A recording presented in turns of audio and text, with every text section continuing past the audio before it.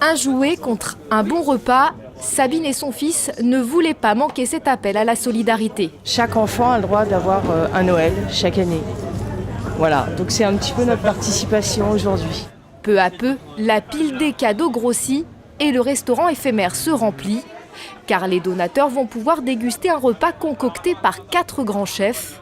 Parmi eux, celui qui cuisine pour le président de la République, Guillaume Gomez. Le cuisinier avait déjà répondu présent au mois de janvier dernier pour la première édition.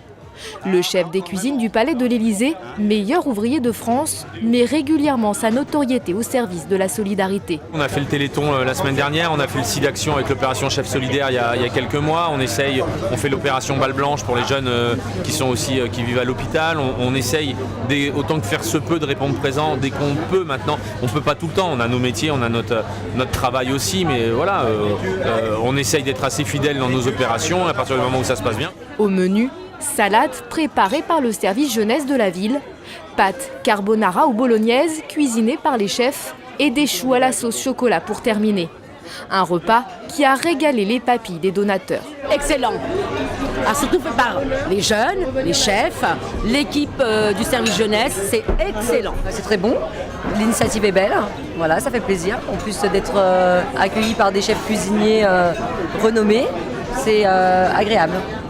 Cette collecte de jouets un peu particulière, c'est Angélique Alasta qui l'a imaginée à Nice en 2014.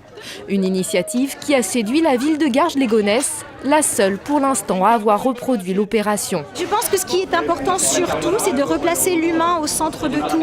Et lorsque l'on ne met pas d'argent en jeu dans une opération caritative, eh bien tout simplement, le public renoue avec le don. C'est-à-dire, qu'est-ce que c'est un don?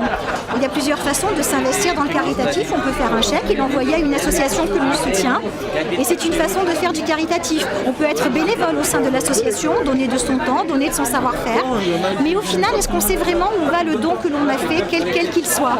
Avec cette opération, étant donné que le jouet est neuf et qu'il est remis dans les mains des enfants, on n'a pas de doute sur l'utilisation du don. Une centaine de jouets ont été récoltés lors de cette deuxième édition. Ils seront distribués aux enfants hospitalisés à l'hôpital de Gonesse mercredi prochain.